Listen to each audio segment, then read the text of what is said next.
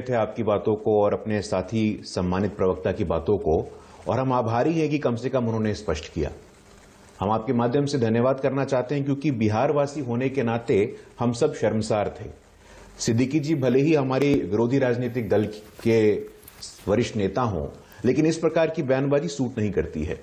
मातृभूमि में मातृ होता है, मां होती है, और मां के लिए इस प्रकार के शब्दों का उपयोग करना, आपने पीयूष गोयल के तुम यहां नहीं तो जी कोई बात नहीं पाओगे, कही। तुम्हारे लिए यहां परिस्थितियां ठीक नहीं है। मैं बीच में नहीं बोल रहा था, मानक जी आप बोलवा लीजिए। मानक जी, मैं अगर करना है क्या बहस तो बहस कर लेता हूं, मैं शांतिपूर्वक सुन रहा था। गुरु प्रकाश बोलिए। हाँ, धन्यवाद धन्यवाद धन्यवाद मानक जी। वो कई बार वो करते हैं व्यवधान, लेकिन राष्ट्रीय जनता दल का स्वरूप ऐसा है, ये ठीक नहीं है। राजनीति करिए आप, राजनीति में वाद विवाद करिए आप हमारी राजनीतिक आलोचना करिए तर्कों के आधार पे, तथ्यों के आधार पे, नीतियों के आधार पे, नेतृत्व के आधार पे। लेकिन मां को गाली देना, मातृभूमि को गाली देना, मातृभूमि की आलोचना करना, यह कहां तक उचित है, यह कहां तक ठीक है? और मानक जी, आप भली भांति जानते हैं, आंकड़े उठा करके देख लिए, आंकड़े उठा करके आप देखेंगे तो पाएंगे कि मुस्लिम महिलाओं का जो स्कूल में ड्रॉप आउट रेट था, वो पहले कितना था 70%, वो अब 30% हो गया है। और हम प्रयास कर रहे हैं कि वो 0% हो।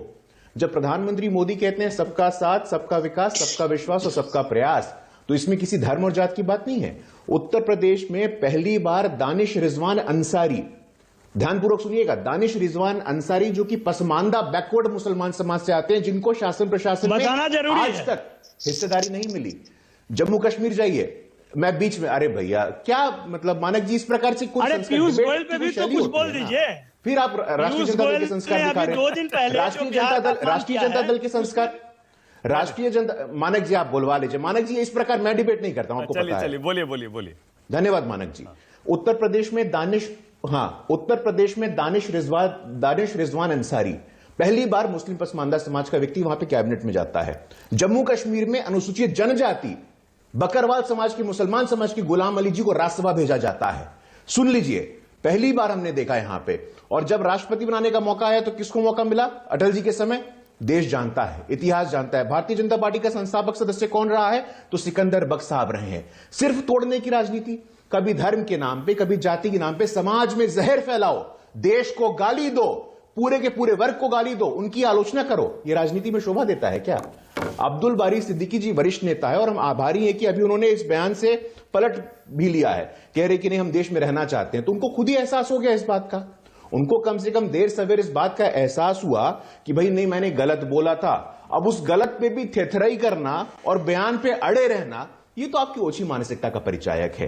कभी भी राजनीति करिए नीतियों के आधार पे, नेतृत्व के आधार पे, तर्क के आधार पे, तथ्यों के आधार पे। देश को बीच में लाने की आवश्यकता, मातृभूमि को बीच में लाने की आवश्यकता। मतलब गुरु प्रकाश, आप ये कह रहे हैं कि देश का माहौल बिल्कुल ठीक है, कोई नफरत नहीं बढ़ी, कोई घृणा नहीं बढ़ी, सब बिल्कुल बढ़िया चल रहा है और पहले से बेहतर हुआ है, आप ये कहना चाह रहे हैं?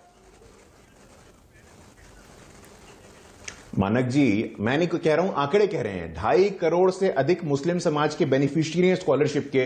ड्रॉप आउट रेट मुस्लिम समाज का जो 70% हुआ करता था 30% हो गया है। पसमानदा समाज में, मुसलमानों में जो पिछड़े हैं उनको प्रतिनिधित्व मिल रहा है। जम्मू कश्मीर में बकरवाल समाज के, ट्राइबल समाज के जो मुसलमान समाज के थे, वो राज्यसभा में पहली बार आ रहे हैं। तो देश का एक आदमी को राज्यसभा या कैबिनेट में शामिल करके आप ये बताना चाह रहे हैं कि आप मुसलमानों को बहुत फायदा पहुंचा रहे हैं, बड़ा प्रतिनिधित्व दे रहे हैं।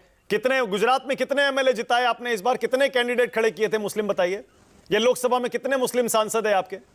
केंद्रीय कैबिनेट में कितने मंत्री हैं जो मुस्लिम है आपके? नहीं,